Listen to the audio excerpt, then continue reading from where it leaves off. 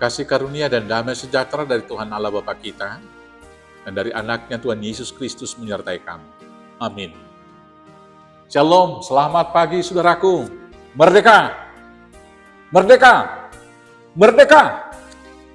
Dalam hari raya yang besar di negara kita ini, yaitu hari ulang tahun Republik Indonesia yang ke-77, mari kita mendengarkan firman Tuhan yang menjadi dasar kita juga untuk bersuka cita merayakan hari kemerdekaan negara kita. Saya akan bacakan firman Tuhan dari 1 Petrus pasal 1 ayat 3. Demikianlah firman Tuhan. Terpujilah Allah dan Bapa Tuhan kita Yesus Kristus, yang karena rahmat-Nya yang besar telah melahirkan kita kembali oleh kebangkitan Yesus Kristus dari antara orang mati kepada suatu hidup yang penuh pengharapan. Demikianlah firman Tuhan. Saudaraku yang terkasih, kemerdekaan adalah dambaan setiap insan di dalam dunia ini. Kemerdekaan itu boleh kita terjemahkan sebagai kebebasan, bebas dari penindasan, bebas dari perbudakan, dan independen, bebas juga mengeluarkan pendapat dan menentukan arah jalan hidup. Tetapi perlu kita ingat, kebebasan itu juga harus bertanggung jawab kepada satu tanggung jawab bersama yang diaturkan dalam sebuah komunitas, dalam sebuah masyarakat, dalam hidup bersama, yaitu hukum dan undang-undang yang berlaku di dalam rumah bersama, baik itu dalam persekutuan yang kecil, apalagi dalam sebuah hidup negara. Maka artinya orang-orang yang memerdekakan itu atau yang dimerdekakan itu adalah orang-orang yang memiliki kehendak bebas untuk memilih hidup bernegara sesuai dengan aturan yang telah disepakati. Lebih daripada itu, kemerdekaan orang Kristen adalah ketika kita dibebaskan dari belenggu dosa, ketika kita dibebaskan dari ketakutan, ketika kita dibebaskan dari kematian, ketika kita dibebaskan dari iri, benci, dan juga perseteruan melalui kelahiran kembali di dalam diri Yesus Kristus. Dan kita dipanggil untuk merdeka melakukan tindakan kasih. Dalam surat Rasul Paulus kepada Galatia, jemaat di Galatia, pasal 5 ayat 13 dan 14, Paulus mengatakan demikian.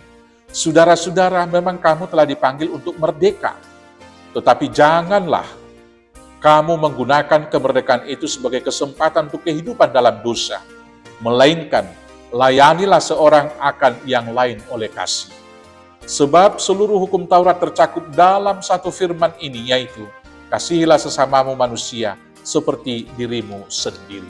Dilahirkan kembali berarti dimerdekakan dari belenggu dosa. Maka tiap-tiap orang Kristen yang telah dibaptis adalah orang yang dilahirkan kembali, dan orang yang dilahirkan kembali, dia seharusnya orang yang sudah merdeka dan bebas dari dosa. Dan kemudian, dia sudah bebas dari kuk perhambaan, yaitu ketakutan akan kematian. Selanjutnya, dia sudah dibebaskan dari iri dan benci. Maka dalam masa kemerdekaan ini kita harus diingatkan juga supaya kemerdekaan kita jangan sampai pernah menjajah kebebasan dan kemerdekaan orang lain.